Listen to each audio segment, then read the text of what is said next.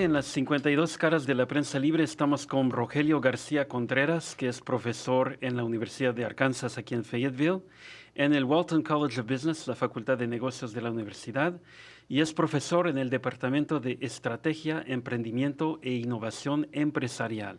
Entonces, Rogelio, vamos a empezar. Claro que sí, muchas gracias. Muy bien, gracias a ti. ¿Nos puedes contar un poquito de quién eres, de dónde estudiaste, cómo llegaste a Estados Unidos y un poco de tu carrera y de lo que haces actualmente? Claro que sí. Bueno, como has dicho, yo soy mexicano, soy de Ciudad de México. Nací allá en el 71, así que ya hace un buen. Estudié siempre, quise estudiar política y economía y terminé estudiando relaciones internacionales. Eso fue lo que estudié en la Universidad Nacional Autónoma de México. Y terminé en la UNAM porque no pude llegar al Colegio de México. De hecho, era donde yo quería estudiar, en el Colegio de México. Y pasé todas las instancias de exámenes y tal, y cuando llegué a las entrevistas, porque es un proceso muy riguroso. Selectivo. Sí, muy selectivo. Sí. Cuando llegué a las entrevistas me rechazaron. Y la verdad para mí fue muy, muy difícil. Y tenía de dos opciones en ese momento, porque el Colegio de México los procesos son muy tardados. Entonces yo ya no había aplicado, yo estaba tan seguro que iba a entrar ahí, que no había aplicado a ningún otro sitio. Y el único lugar donde todavía estaban las opciones de entrar, porque el semestre no había comenzado, era la UNAM.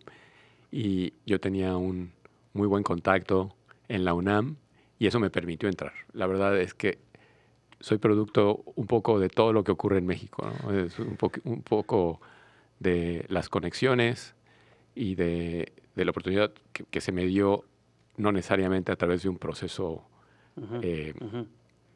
como debería haber Sí, porque sido. ya había pasado el examen de admisión a la UNAM. Exactamente.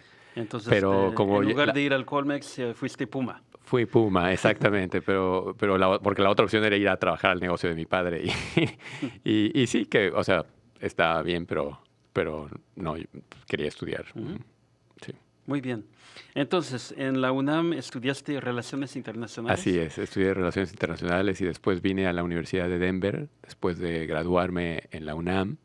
Bueno, después de graduarme en la UNAM, para quitarme el gusanito, entré al Colegio de México a hacer un seminario sobre integración europea, de hecho. Y después vine a la Universidad de Denver a hacer la maestría. En Denver estuve desde el 96. Después continué con mi doctorado. La maestría la hice en desarrollo económico. Y a partir de entonces es que como que mi carrera se ha ido fijando más o menos en ese aspecto. ¿El doctorado en qué fue? También en desarrollo económico. Muy bien. También en la Universidad de Denver. También en la Universidad de Denver. ¿Y cuándo fue que, y después estuviste trabajando, dando clases en Colorado o cómo? Sí, empecé como profesor adjunto. Cuando uno hace carrera académica es muy difícil realmente encontrar lo que se llama el tenure track, ¿no? Para que te den la plaza permanente. Sí. Entonces empecé como profesor adjunto y yo daba clases en la Universidad de Denver, en la Universidad de Colorado, en Boulder, en la Universidad de Colorado en Denver, en el Metro State College. Daba clases por todas partes. Hasta que por fin conseguí un tenure track position para convertirme faculty, no, en la Universidad de St. Thomas, en Houston. Muchos de mis compañeros del doctorado estaban consiguiendo trabajo en ciudades que yo jamás había escuchado, en donde están las universidades, muchas universidades importantes, ¿no? Pero a mí cuando me salió esta oportunidad en Houston, en una universidad católica, yo dije, bueno, Houston, muy bien, cerca de México, ¿no? Siempre hay vuelos, es fácil llegar. Claro. Entonces eso me inspiró. Y estuve en la Universidad de St. Thomas aproximadamente 10 años, 9 años por ahí. Me dieron tenure y todo, pero yo pues como que quería hacer algo más, quería salir de ese aspecto de tener ya el tenure y estar muy consolidado ahí, como que no había... Te querías poner un reto, ¿no? Un reto diferente y di con la oportunidad en la Universidad de Arkansas a través de el Walton College. Entonces la profesora Carol Reeves estaba buscando a un director de innovación social para la Oficina de Emprendimiento e Innovación. Y así fue como llegué a la Universidad de Arkansas gracias a Carol Reeves. Bueno, háblanos un poquito de lo que haces ahora. Soy profesor en la facultad, como has dicho, de Emprendimiento, Estrategia e Innovación Empresarial del Walton College. Tengo a mi cargo todas las iniciativas de innovación social que se refieren precisamente a cómo hacer que negocios adopten o se lancen negocios con iniciativas que tengan un triple impacto, ¿no? No solo que sean obviamente sostenibles desde el punto de vista financiero, ¿no? Que hagan dinero, ¿Sí? Y que maximicen la generación de ingresos para los stakeholders, ¿no? Para los inversionistas y los dueños, pero también que tengan una misión social, una misión ambiental, porque creemos que el mundo realmente enfrenta retos muy importantes y que es a través del mercado y de las empresas cómo podemos poner un grano de arena para la transformación integral. Cuando uno piensa en un negocio, los negocios realmente son el motor de la economía en casi todos los mercados libres del mundo, y tener negocios que no solo se ocupen de maximizar la renta financiera, sino también de mejorar prácticas en la cadena de valor que tengan que ver con el medio ambiente y con la sociedad, es a lo que nos dedicamos, ¿no? Y a partir de ello, poder transformar comunidades, poder transformar sociedades, poder transformar al mundo. Bueno, ahora viene lo difícil. Aquí tenemos los llamados Big Three, ¿no? Tenemos a Walmart, obviamente, Tyson y J.B. Hunt. Si hablamos de una misión social o ambiental, hablando de Walmart, creo que ha mejorado mucho las condiciones de trabajo de sus empleados, ¿no? Sí. Hubo un tiempo que había verdaderos problemas en ese ámbito. J.B. Hunt obviamente es una empresa de transporte, y quien dice transporte dice contaminación. Y luego Tyson, pues se puede ser una empresa ambientalmente y socialmente responsable inyectando hormonas en pollos o cosas así. ¿Cómo podemos hacer, evitando el denominado greenwashing, cómo podemos hacerle que una empresa sea realmente socialmente responsable? Yo creo que esto es lo que hace el tema muy interesante, ¿no? Yo considero al movimiento de... Voy a tratar de contestar a tu pregunta haciendo un contexto, ¿no? Sí.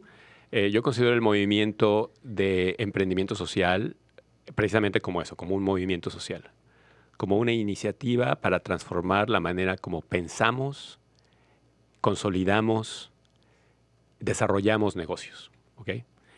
En ese sentido, hay prácticas muy encomiables, hay prácticas devastadoras, hay prácticas que de hecho van en contra del movimiento, y existen los opositores. Sí. Entonces, dentro del mismo movimiento, creo que hay, desde mi punto de vista, quien malinterpreta, y desde mi punto de vista, quien abusa. Y después, fuera del movimiento, está el escéptico y está el que va en contra de lo que el movimiento plantea. Entonces, partiendo de esa visión, creo que al generar tanta reacción dentro y fuera, creo que se está haciendo algo, se están moviendo las olas. Y en ese sentido hay toda una escuela, digamos, dentro del movimiento que plantea que esto es a largo plazo y esto es bastante más complejo de lo que la mercadotecnia o el greenwashing famoso plantea, ¿no? No se trata exclusivamente de... Es más, retiro la palabra exclusivamente. No se trata de desarrollar negocios que se preocupen por solucionar problemas sociales o que se preocupen por no contaminar. No se trata de eso.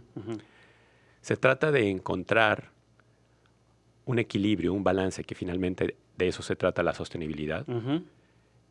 Un equilibrio, un balance en la cadena de valor del negocio. ¿Y cuál es la cadena de valor del negocio? Bueno, la podemos resumir en 5 instancias, ¿no? El trabajador, bueno, la gobernanza del negocio, los trabajadores, el consumidor, el medio ambiente y la comunidad. La comunidad donde está insertado el negocio, la comunidad a la que sirve el negocio. Entonces, en esa cadena de valor, el negocio impacta a diferentes stakeholders, a diferentes individuos y personas. ¿En qué medida el impacto es positivo? Es lo que estamos tratando de ingerir. Creo que a principios de los 70s, de hecho hace poco, se publicó en el New York Times un artículo que celebraba, o bueno, cuestionaba un poquito esta famosa frase de Milton Friedman, que decía que la única responsabilidad de los negocios es maximizar los ingresos para los stakeholders. Y se cuestionaba a muchos activistas, empresarios, presidentes de compañías, si estaban de acuerdo con esa frase 50 años después, ¿no? Hay mucho political correctness, ¿no?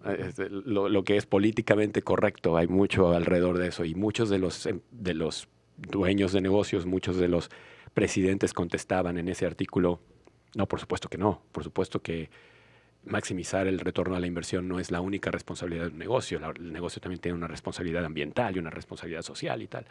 Entonces, desde el punto de vista, digamos, político, moral, se ha concebido que el negocio puede ser mucho más que maximizar el retorno a la inversión.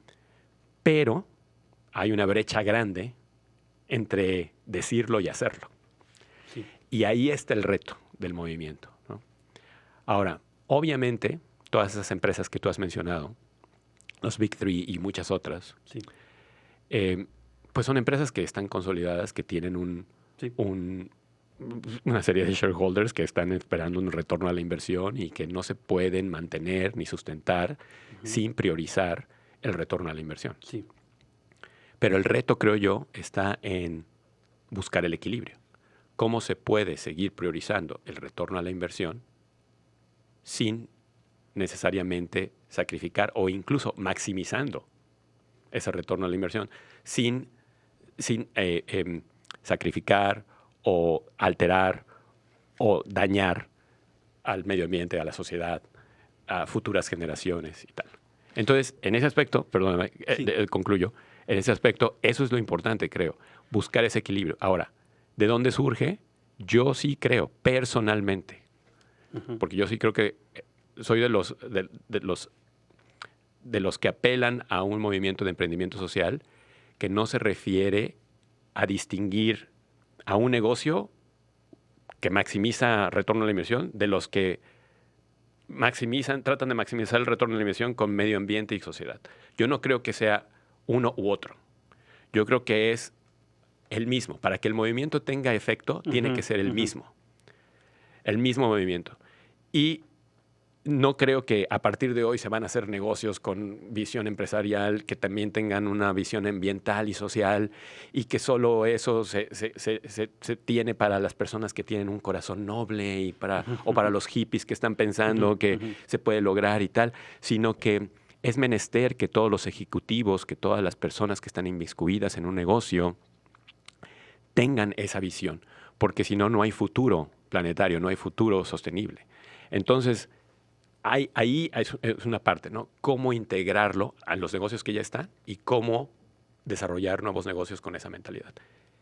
Y creo que lo básico es en la función, el panorama ético, el contexto ético y la inteligencia emocional de la persona, realmente. O sea, no es solo información, es también decisiones, y esas decisiones están enmarcadas dentro de un marco ético y dentro de una inteligencia emocional. Entonces, mucho tiene que ver con el individuo y mucho tiene que ver con el moral compass, ¿no? Como se dice en inglés. La brújula moral. Sí, así es. Muy bien. Pues retomando un poco el ejemplo, yo creo que de Tyson, que para mí es Ujú, el más interesante. Hablando de la gobernanza de Tyson, no le veo ningún problema. Tampoco de la comunidad. ujú. Le sale No. más barato a una empresa como Tyson hacer donaciones a la comunidad, por ejemplo, para las escuelas o para la Escuela de Innovación de Tyson, am, que subir, por ejemplo, el sueldo de todos los trabajadores por $1 por hora o $2 a hora, o instaurar mejores condiciones de trabajo, o dejar de inyectar hormonas en sus pollos, que siento que la responsabilidad social empresarial es una manera de ahorrar dinero porque al no modificar las condiciones de trabajo, los sueldos y el proceso de producción, que es lo que ha hecho de Tyson una empresa rentable, es mejor dar dinero. ¿Qué opinas de eso? Bueno, mira, no conozco lo suficiente Ujú. las políticas internas de Tyson como para dar una opinión, pero sí que puedo responder a una visión general Sí. de empresas como Tyson, ¿no? Ujú. Y de, Sí, y de sí, mucho, y de en mucho que términos ocurre, y generales, de sí. mucho que ocurre, Sí. de lo que ocurre. Yo sí creo que hay algo peor que no estar interesado o ser escéptico en la posibilidad de que un negocio puede tener un impacto positivo, net positive, ¿no? Ujú. Un Sí, impacto neto sí. positivo en el medio ambiente o en la sociedad, en diferentes rubros y en diferente medida, porque no se trata de hacerlo todo o nada, no es un todo o nada, Ujú. es un proceso que también muchos de nosotros, incluso los más recalcitrantes y que apoyan el movimiento y tal, Sí. no necesariamente sabemos cómo, ¿no? Y cada industria tiene sus retos y cada sector económico tiene sus retos y cada gobierno tiene sus retos. Entonces, no es tan fácil y no se trata de satanizar a las empresas porque Ujú.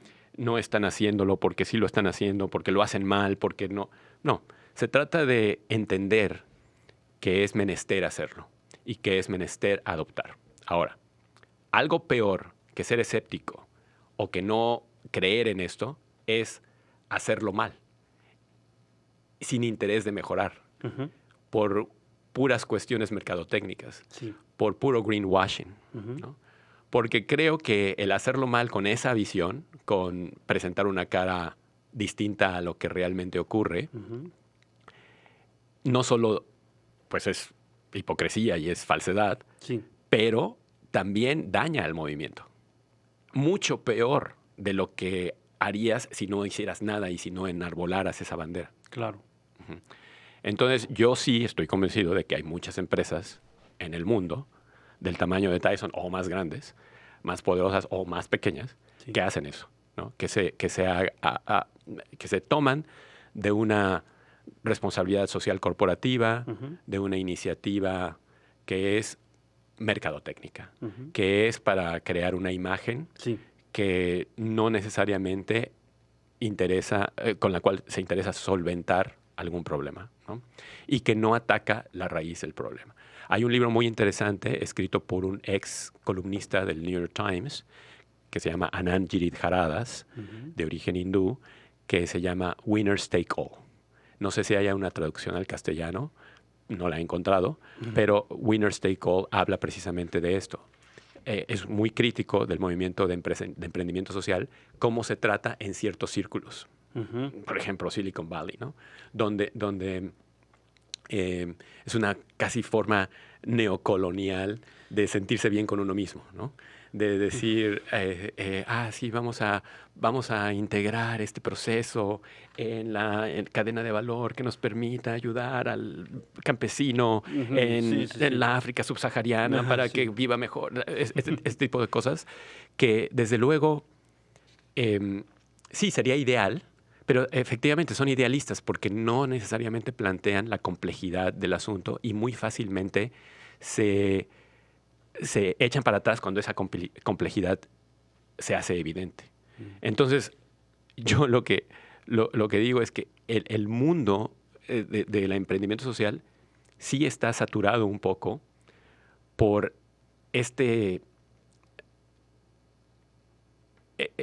esta generación de eh, ejecutivos, Ujú. de corporate executives, Sí. que sí están interesados en salir en la foto, están interesados en que se diga que Ujú. la empresa Sí, hace sí, sí. buenas cosas, que la empresa no solamente está interesada en maximizar el retorno a la inversión, Ujú. pero que en realidad no se ensucian las manos, no se meten a transformar Sí. de raíz y que se requiere entonces una transformación integral, multisectorial, que involucre también eh, el, el- el- el advocacy, que se me va la palabra en castellano, eh, para, para cambiar legislaciones, Sí. para integrar diferentes sectores de la sociedad en los procesos de cadena de valor, para modificar leyes que permitan entonces un mejor trato o mejor sueldo a los trabajadores, Ujú. Ujú. una disminución en la contaminación de ríos y mares. Sí. O sea, es todo un movimiento que necesita comenzar genuinamente y no Sí. como Sí. una pintura de recubrimiento. Eso. Ujú. Muy bien. Vamos a hablar un poco de esta región del noroeste de Arkansas. ¿Cómo ves su futuro? Se habla de que vamos a llegar al 1 millón de habitantes en muy poco tiempo. Obviamente estamos los Big Three, bueno, están los Big Three que son los motores de la región. ¿Cómo ves el futuro de esta región desde tu punto de vista? Bueno, sí, exactamente. Creo que una de las razones por las que es difícil eh, juzgar como partidariamente a estas empresas es Sí, precisamente que son sí. el motor de Ujú. la economía y, bueno, yo casi te puedo decir que yo no estaría aquí si ese motor de la Claro, economía claro, no claro, existiera. obviamente, sí. Eso por un lado.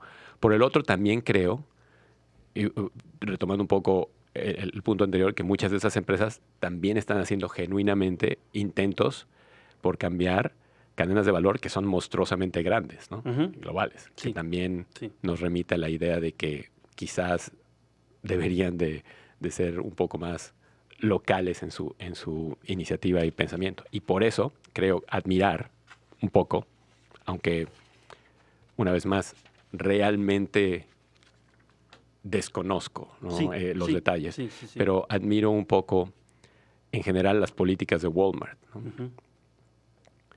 Que son muy locales, ¿no? Hay un proyecto que no sé si esté bien o mal el hecho de que no sea necesariamente democrático, pero, pero hay un proyecto, una visión de, de región Sí, que involucra las artes, que involucra la salud pública, que involucra vivienda, vivienda, que involucra trabajo, empleo, infraestructura. Ujú, ujú, infraestructura, ujú. emprendimiento, eh, que me parece muy interesante, Sí, muy interesante.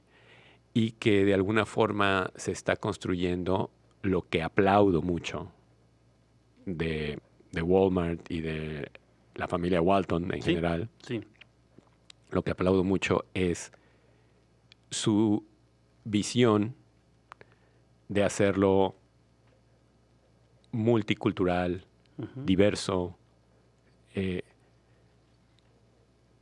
en un estado como este, Y ¿no? aquí, Sí, exacto, sí, sí, aquí en un lugar como este, sí. ¿no? Que me parece sumamente interesante, ¿no?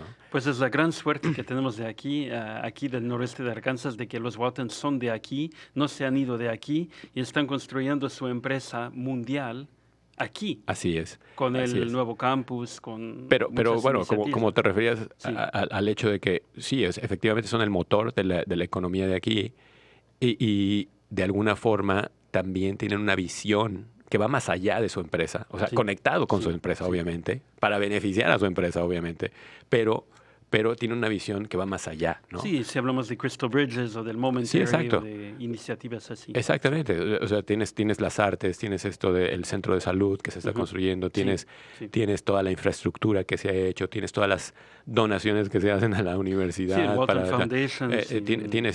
Tienes todo este ecosistema que promociona el emprendimiento, que trae talento a la región, que trae emprendedores a la región. Es decir, tienen una visión, creo que bastante integral y muy diversa, y esta idea de you belong here. Esto a mí me parece sumamente importante. Independientemente, como te digo, de que el proceso sea democrático o no, de que las decisiones se tomen detrás de un boardroom o no, lo que sea. Pero me parece que, es un intento bastante... Yo me siento bien de estar aquí. Sí, yo me siento bien de estar en Arkansas. Sí. Es un orgullo. Y dudé mucho en venir a Arkansas. Yo no sabía mucho de Arkansas. Yo no sabía mucho de lo que ocurría y tal. Y lo poco que sabía tenía que ver con racismo, con segregación. Sí, muchas imágenes, muchos prejuicios y tal. Sí. Y para mí ha sido un gran descubrimiento ver todo lo que está ocurriendo y decir, bueno, la verdad es que me siento bien. Mi hijo creció aquí, vivió aquí, fue a la escuela aquí. Sí. También gracias a estos proyectos, a esta visión, atendió Thaden School. Me parece una escuela extraordinaria, Thaden. Y vaya, o sea, todo eso es producto. Si no hubiese sido por Thaden, que también es parte de la misma visión, ¿Sí? Yo creo que a mí me hubiese costado trabajo quedarme. ¿Cómo ves las relaciones o la colaboración entre el noroeste de Arkansas y México, por ejemplo? A nivel macroeconómico, microeconómico, podemos hablar de grandes empresas como Walmart, Tyson, que están presentes en México. Podemos hablar también de Bachoco, que está en Fort Smith, mediante OK Foods. Y también muchas pequeñas empresas que van, vienen, intercambian producto de aquí para allá, de allá para acá. ¿Cómo ves los nexos económicos entre el noroeste de Arkansas y México? Alexis, tú estás muy informado, tú eres periodista y sabes perfectamente los grandes vínculos comerciales y de inversión que existen de México en Arkansas y de empresas de Arkansas en México. El Walmart más grande del mundo, el que más factura, creo, está en Ciudad de México. México tiene una división dentro de Walmart que es especialmente para México y Centroamérica, ¿no? que está, digamos, aparte de otras muchas divisiones. Sí. Yo creo que hay mucho dentro de Arkansas, en general, en la comunidad que vive en el estado en general, como en muchas otras partes de Estados Unidos, hay mucho prejuicio sobre México y mucha desinformación sobre México. Y también creo que México y los mexicanos no somos lo suficientemente hábiles y capaces de, no solo en Arkansas, sino en Estados Unidos en general, realmente enfatizar lo importante y la importancia de México para este país, ¿no? A México se le reduce con el tema de la frontera, con el tema migratorio, se le ve como un país más atrasado, corrupto, sin tanta infraestructura y tal, pero creo que hay mucha mala información, desinformación sobre México, ¿no? En ese sentido. Y México no ha sido capaz de proyectar una imagen distinta, Sí. ¿no? en esta parte del mundo. Y a mí me resulta difícil a veces establecer estos vínculos y establecer esta relación. Para muchas personas, por ejemplo, les sorprende, ¿cómo México es el primer socio comercial de Estados Unidos, ¿no? México es el principal socio comercial de Arkansas, ¿no? Porque toda la conversación que va sobre México está relacionada con esta visión de ilegal, sin documentos, tal, que a mí no me gusta usar la palabra ilegal, pero bueno, sin documentos, cruzaste la frontera ayer, wetback, lo que sea. y mucha desinformación al respecto. El discurso trumpista tampoco ayuda, ¿no? Sí. Y hay muchas personas apoyando a Trump Sí. en este estado. Ujú. Y esta idea de bad hombres, ¿no? Ujú, sí, sí, sí, Permea sí, sí, sí, constantemente. sí, sí. Entonces, puedes conocer a muchísimos ejecutivos de Walmart de gran nivel, de Sí, gran prestigio, sí, sí, viviendo sí, en Bentonville, sí. pero también está la percepción general de lo que un mexicano es, debe ser y cómo se debe ver, ¿no? Ujú, ujú. Sí. Hablando un poco de las pequeñas empresas, ¿qué consejos les podrías dar para proyectarse mejor a nivel internacional? Empresas, por ejemplo, aquí del noroeste de Arkansas, en cuanto a importación, exportación, comercialización, relaciones internacionales, desde tu punto de vista.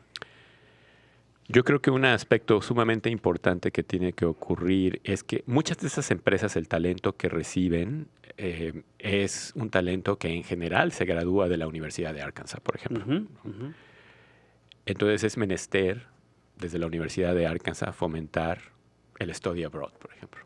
ujú. Que el alumno realmente tenga Esa la apertura, ¿no? oportunidad Sí, ujú, de viajar. Y sí. muchas veces no siempre todos los alumnos que atienden la Universidad de Arkansas realmente tienen una oportunidad directa de viajar al extranjero. ¿Por qué? Bueno, muchas razones. La principal es que es caro. Ujú, La segunda es que el número de becas que están disponibles es muy limitado sí. y está enfocado esencialmente dentro de el Honors College y Ujú, sí, ciertas becas que apoyan sí. viajes al extranjero, pero es limitado en relación al número total de estudiantes. Entonces, eso lo considero fundamental, ¿no? Un aspecto, que el estudiante que después va a ir a trabajar a estas empresas, que está siendo nutrido por las universidades que están cerca, ¿no? En la Universidad de Arkansas principalmente, pero otras universidades de la región, que fomenten el study abroad. Ujú, Eso sería fundamental. Y la segunda, eh, que las escuelas de lenguas se solidifiquen, que más alumnos quieran aprender más idiomas. ujú, Es importante que el ejecutivo americano, el profesional americano, tenga una visión del mundo más integral y que se sepa parte de un contexto más general, que sepan que el mundo es más grande que Texas, ¿no? sí. Y que a través de un idioma, de aprender otro idioma, puedan también concebir una forma de conocer el mundo distinta. Ujú, Me has dicho que tú hablas 5 idiomas, tú sabrás mejor que nadie que aunque se trate de decir lo mismo, el sentido, la construcción social, sí. la historia, permea, la forma de ver la vida permea, ¿no? Tu entendimiento. Y si queremos tener mejores negocios, si queremos tener mejores empresas, también tenemos que tener más y mejor informado a los ejecutivos que lideran estas empresas, ¿no? Y una forma de hacerlo es que viajen y que aprendan otros idiomas. Es importante entonces para la comunidad latina del noroeste de Arkansas mantener un buen nivel de español Bueno, por para que supuesto, sean bilingües realmente. por supuesto, por supuesto. Yo entiendo que la convivencia y el constante estar en medio de dos idiomas de repente nos hace que el idioma evolucione, ¿no? ¿Mm? Sí, sí, sí, Y sí. de pronto la Real Academia Española de la Lengua ya está aceptando palabras como me voy a parquear, ¿no? O le voy a hablar a la aseguranza, ¿no? Sí, sí, O sí, cosas sí, así sí, que sí. son aberraciones del Sí, castellano sí, sí. puro, pero que, bueno, se utilizan mucho Sí, de este lado sí, de la sí, frontera. sí. Entonces, yo no estoy en contra de ese dinamismo del lenguaje, Ujú, porque es ujú. precisamente lo que muestra que la cultura cambia y que la cultura siempre está en transformación y tal. No estoy en contra necesariamente, pero sí estoy a favor también de que nuestra comunidad, se sienta orgullosa de hablar español, Ujú, ¿no? De que las voces eh, desde la política, desde la ideología, desde el fundamentalismo, no apaguen ujú. nuestro deseo Sí, de hablar castellano y de protegerlo y de de emitirlo. Y por la otra, que tratemos de hacerlo, que tratemos de informarnos de nuestra historia, de nuestra cultura, con educación, porque si no cualquier estereotipo Sí. termina por opacar y terminamos por creerlo nosotros mismos, ¿no? Y el problema con los estereotipos no es que sean mentira necesariamente, sino que son una verdad incompleta, ¿no? Se puede tener razón un estereotipo, pero no es todo lo que es. Y el problema que te mencionaba hace un rato, de que al mexicano se le reduce a un estereotipo, que es el gran problema de que no deja ver al ciudadano de a pie lo que es verdaderamente México para este país y lo que representa la importancia que tiene México para este país. Como se reduce todo al estereotipo, entonces todos perdemos, porque el americano pierde por la falta de oportunidad, por esa preconcepción que tiene no genuina del mexicano, y el mexicano pierde porque también se cree, ¿no? Se cree esto. Hay un pasaje muy interesante en un libro aburridísimo y muy largo de Hegel que se llama La fenomenología del espíritu, pero hay un pasaje muy interesante del maestro y el esclavo, ¿no? Y en este pasaje Hegel habla de esta relación jerárquica que no puede nunca llevar a una síntesis. La tesis y la antítesis no puede llevar nunca a una síntesis porque es una relación jerárquica de poder y de control y de dominio, ¿no? Sí. Y dice Hegel, el problema no es solo que el maestro, el master, cree que él es superior al esclavo por cualquier razón de identidad, ¿no? Su blancura, su cristiandad, su masculinidad, lo que sea. Pero también el problema mayúsculo es que el esclavo se cree inferior, termina por creerse inferior, ¿no? Y en este discurso de jerarquías y de poder, yo creo que hay una relación muy clara, jerárquica, entre Estados Unidos y el mundo, que México no se exhibe, escapa. no se Sí. escapa. Es más, por estar tan cerca, nos la tenemos diario, ¿no? La tenemos presente diariamente. Y esto es una tragedia. No que Estados Unidos se crea superior, ese es problema de ellos, ¿no? Que no lo son, pero ese es problema de ellos. Pero el problema es que nosotros nos creemos inferiores. Ese es el problema. Y ahí es donde está. Y la única forma como no nos podemos dejar de sentir inferiores sin sentirnos superiores tampoco, porque ese no es el punto. El punto no es saber quién gana, ¿no? Es precisamente educándonos. Es precisamente conociendo nuestros valores, nuestra cultura, la riqueza de nuestros principios, nuestras debilidades también, Sí. ¿no? Nuestras falacias, ¿no? Nuestras mentiras también, ¿no? O sea, esta cuestión de que México se ve muy bien desde lejos, ¿no? Pero pues, México tiene infinidad de problemas, muchos causados por los mexicanos mismos, ¿no? Nuestra falta de visión a futuro, nuestra falta de civilidad, nuestra falta de respeto a la ley, nuestra falta de solidaridad comunitaria que solo aparece en desgracias, pero que en realidad nunca la tenemos, ¿no? O sea, por ejemplo, ¿qué podemos aprender del americano? Bueno, la forma como se organiza comunitariamente. En México eso es muy difícil porque todo el mundo desconfía de todo el mundo, Sí. y todo el mundo está celoso de todo el mundo y tal. Hay muchas cosas que podemos aprender también. Y creo que no solo es enfatizar, mira, nuestra cocina, mira, como nuestra música, que son cosas, ok, bien, ya bien, está bien, pero pues nuestros ejecutivos, sí, es más allá de esto, nuestra literatura, nuestra cultura, ¿no? El señor que se esfuerza a trabajar diariamente, ¿no? Nuestra cultura de trabajo, que es muy importante. Todo eso, hacerlo con orgullo, sentirnos con orgullo mexicanos, latinos en general. Latinos en general, sí, porque hablamos de México, pero también podríamos estar hablando de El Salvador, que también, sí. Y que también, Guatemala, yo encuentro que el mundo es muy racista, sexista y clasista. Sigue siéndolo. Siempre ha sido, creo que sigue siéndolo. Y el otro día, un muy buen amigo español que nos visitaba me decía, ¿qué marco aquí? ¿Latino? Yo no soy latino, soy hispano. Sí. No, yo no soy hispano, Sí. porque se asocia. Me quedó muy claro de que él no quería marcar hispano porque no lo vayan a asociar con el señor que está haciendo el jardín.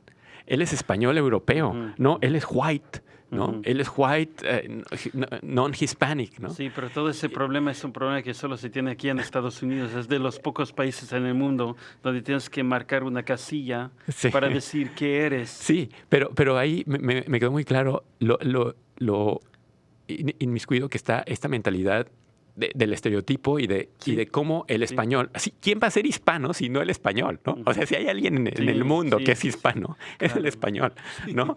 Pero él está dudando porque él tiene ese temor de ser asociado con una visión que es casi, como es en Estados Unidos, es casi mundial, es casi globalizada, pues de que el mexicano es... pues el inmigrante ilegal, ¿no? O sea, no te vas a asociar con ese inmigrante ilegal, ¿no? Y es realmente trágico lo que ocurre ahí. Es realmente trágico porque es clasista, es racista. Sí. En muchos aspectos. Yo creo que antes de terminar esta entrevista me gustaría, porque hay mucha gente que va a ver esto, que va a leer tu reseña, que tiene pequeñas empresas aquí en el noroeste de Arkansas. Desde todo lo que has aprendido, lo que estás enseñando, ¿qué consejos le darías al dueño de una microempresa o una empresa familiar latina aquí en el noroeste de Arkansas? Bueno, primero que entiendan que hay un ecosistema dentro de la comunidad muy importante de muchas organizaciones que están disponibles para ayudar, ofrecer un consejo, ofrecer incluso pequeños fondos. Existe un ecosistema muy sólido de apoyo, que no están solos, ¿no? Que hay gente que los puede apoyar. Y en el emprendimiento eso es fundamental, ¿no? También que no tengan miedo a los procesos de aplicación a crédito, de la Asociación de Pequeños Negocios, porque definitivamente es necesario el acceso a capital y hay muchas formas de accederlo también dentro del mismo ecosistema. Entonces, que amplíen su red de contactos. Con gusto me pueden contactar a mí directamente también, rogelio.g@uark.edu, ese es mi correo electrónico, por si quieren contactarme. Y yo, si algo tengo dentro de esta comunidad, es precisamente contactos y más o menos sé a quién recurrir. Y creo en esto de 6 degrees of separation, ¿no? Los 6 grados de separación, que te puede llevar a un contacto cada vez más importante a través de un contacto que tengas, que sea tu vecino o tu compañero de cubículo o lo que sea. Entonces, eso fundamentalmente es lo que yo creo. Y este país tiene, como creo que todos sabemos, un ecosistema que fomenta el emprendimiento y relativamente hablando es mucho más sencillo de emprender aquí que en otras partes del mundo. Entonces pues hay que aprovecharlo. Hay que aprovecharlo. Sí. Muy bien. Siempre terminamos las entrevistas dándote la oportunidad de dirigir un mensaje a las personas que van a ver esta entrevista, que van a leer La Prensa Libre. ¿Qué les dirías? Bueno, muchas gracias primero por la invitación.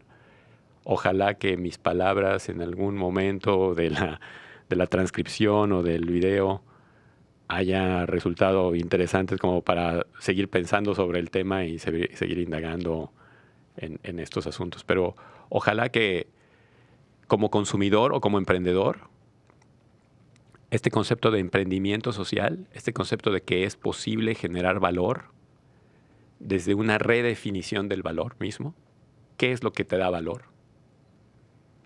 ¿Cómo generas valor? Y creo que es importante que la tengamos y que tengamos esa discusión, que sepamos de dónde viene el producto que queremos comprar, que sepamos qué clase de impacto ha tenido este producto y que podamos decir con nuestro poder adquisitivo, con nuestra toma de decisiones, lo quiero o no. Muy bien. Muchas gracias, Rogelio. Gracias a ti. Gracias a ti, Alex.